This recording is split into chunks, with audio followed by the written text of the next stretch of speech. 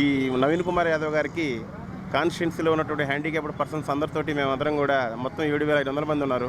7,500 మందిలో దాదాపు ఇంటికి 3-4 ఓట్లు వేసుకుని 30,000 ఓట్లు ఉన్నాయి. అన్నీ కాకపోయినా మినిమం ఒక 15 నుంచి 16,000 ఓట్ల వరకు నవీన్ కుమార్ యాదవ్ గారిని గెలిపించి అసెంబ్లీకి పంపించి మా సమస్యల మీద అన్నగారైతే యంగ్స్టరు, ఆయన మంచి మనసున్న వ్యక్తి, అర్ధరాత్రి అపరాత్రి అని చూడకుండా కూడా ఎవరు ఫోన్ చేసినా వస్తుంటారు. కాబట్టి ఆయనకి మేమందరం కూడా ఒక ఇదిగా ఉండి మా పేరెంట్స్ అందరినీ మేము మోటివేట్ చేసుకొని డెఫినెట్గా గెలవాలి అన్న ఉద్దేశం మీద మా పేరెంట్స్ని మోటివేట్ చేసి అన్నగారికి హస్తం గుర్తుకు ఓటేసి అన్నని గెలిపించాలని మేమందరం కూడా కృతజ్ఞతతో ఉన్నాం.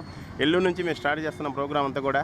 సో కాబట్టి కాన్స్టిట్యున్సీలో ఉన్న దివ్యాంగుల ఫ్యామిలీ ఓటర్లు అందరూ మహాశైలారా, మీరందరూ కూడా గమనించి నవీన్ అన్నని గెలిపించుకున్నట్లయితే మన జీవితాలు బాగుపడతాయి. రేవంత్ రెడ్డి అన్న చెప్పినట్టు రేపు డిసెంబర్ 3 నాడు మన వరల్డ్ డిజేబుల్ డే రోజు మనకు 6,000 రూపాయలు పింఛన్ ఇవ్వబోతున్నారు. సో కాబట్టి కాంగ్రెస్ పార్టీకి మనం ఎంతకైనా లాయల్టీగా ఉండి అన్నని అఖండ భారీ మెజారిటీ గెలిపించి అన్నని అసెంబ్లీకి పంపాలని మనస్ఫూర్తిగా కోరుకుంటున్నాం.